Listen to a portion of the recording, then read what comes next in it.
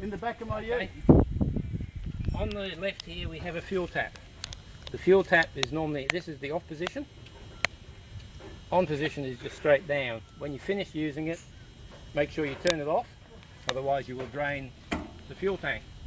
And it's, you know, nearly 30 bucks, 20 bucks or whatever, $1.50 a litre these days.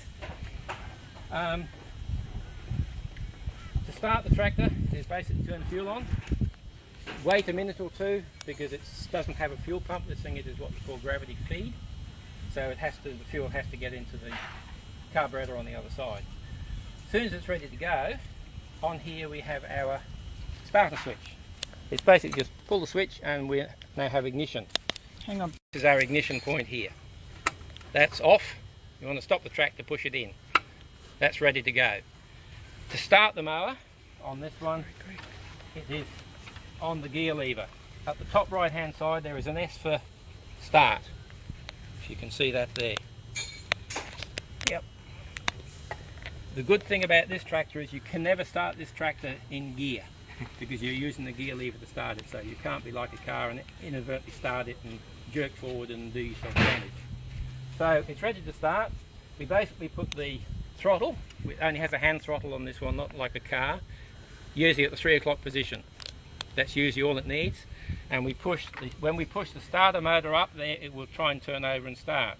As soon as you start it, you just bring it back into the neutral position. So I'll do that now. It makes a lot of noise, and we start it.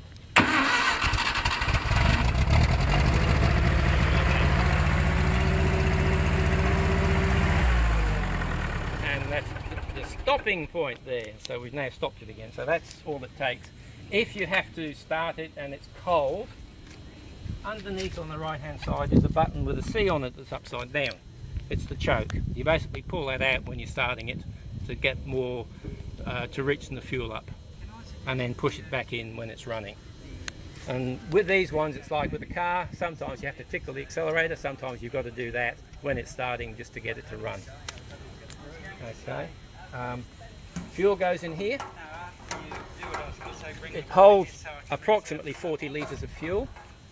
We have to put normal unleaded fuel in, but we have to put in a fuel supplement these days because it was supposed to run on leaded fuel, which was an upper cylinder lubricant, so we have to replace that. We have a bottle of it here and you put in 1 milliliter per litre of fuel.